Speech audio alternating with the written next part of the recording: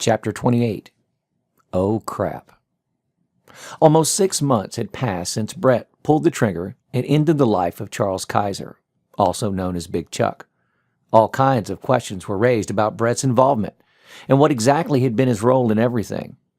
While there was certainly enough circumstantial evidence to, at the very least, bench him while he was investigated, there was quite a bit more to suggest Brett was a hero who managed to overcome impossible odds, navigate a tangled web of dirty cops and FBI agents, and still managed to take out one of the most dangerous crime lords the FBI had ever gone up against, even if he did lose a key witness and confirmed murderer in the process. Brett Foster, hero agent, was a far more favorable narrative for the FBI to embrace, especially considering the huge black eye that was the entire Denver field office. That was a colossal mess that had morphed into congressional investigations and hearings in Washington, D.C. It was far better to hold Brett up on a pedestal, give him an official commendation to hang on his wall, and promote him as quickly as possible. It made the rest of the story look like it at least had a silver lining. Brett was offered any position at any post he wanted. In the end, he chose to lead the Denver field office into a new chapter.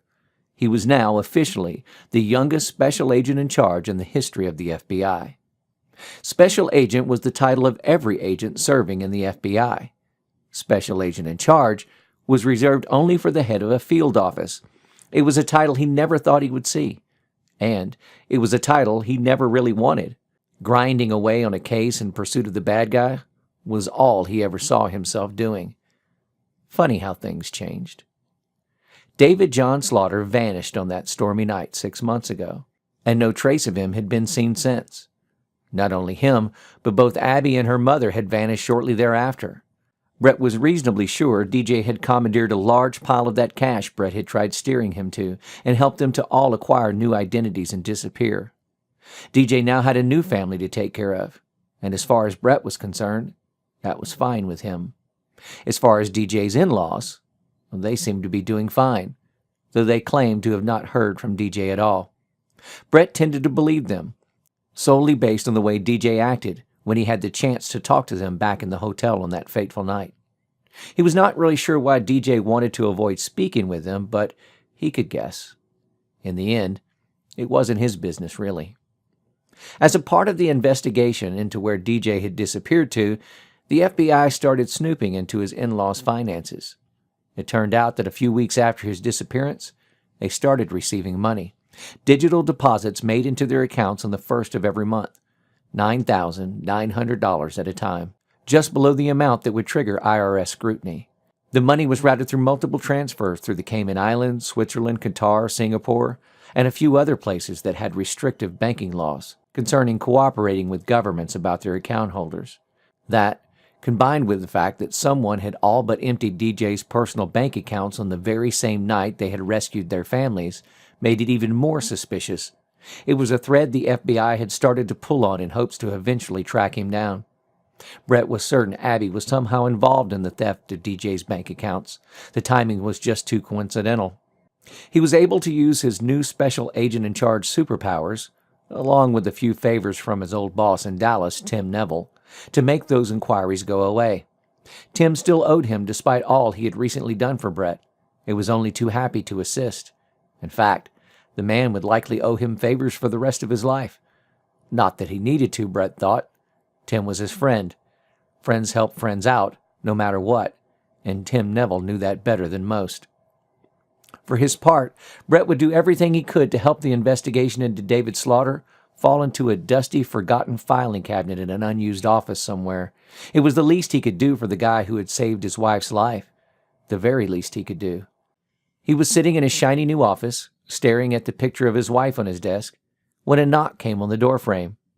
He looked up to see one of his newest technicians standing there with a folder in his hands.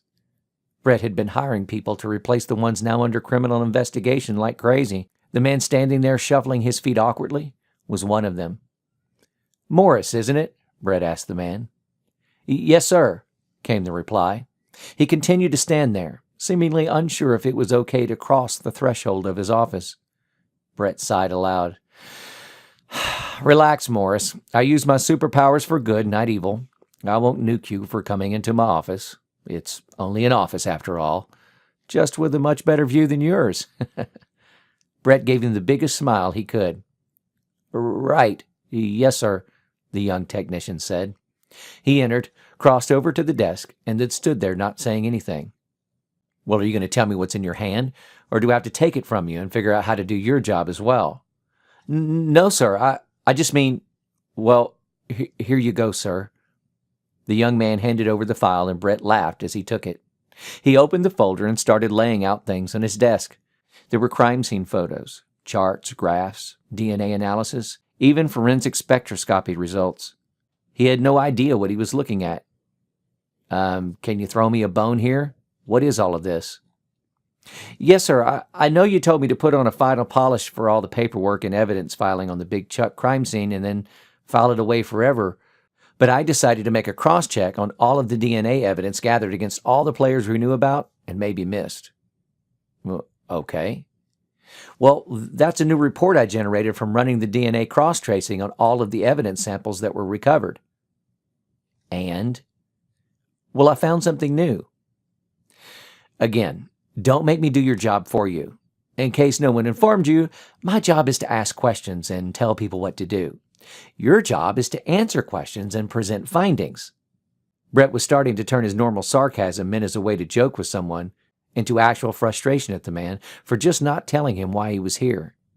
"Yes, sir. Sorry, sir. Well, you see that picture in the stack?" Brett looked at the photo.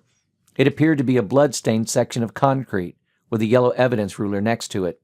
The ruler was used to indicate the size of a particular blood splatter. "Got it," Brett replied. "Well, that blood was found on the floor of Big Chuck's offices." "Continue," he ordered. "Well, I ran DNA analysis to try and tie it to someone specific. Maybe one of the dead guys we recovered, or maybe someone in our system that got away. I figured we should be doing that with all trace DNA we found at the crime scene. Just seemed like the right thing to do."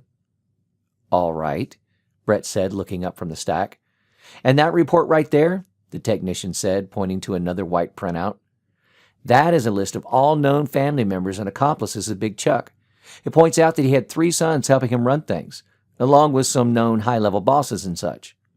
"Got that. So you're saying that this blood belonged to one of his sons or someone close to him, right?" "Right, exactly right." The young man practically exploded. He seemed quite pleased with himself. "Well, congratulations, Morris. Great piece of evidence finding you have here. Someone close to Big Chuck caught a nosebleed at his office. Impressive." Morris stared at him for a second with a blank expression. Then, "No, sir, you don't understand.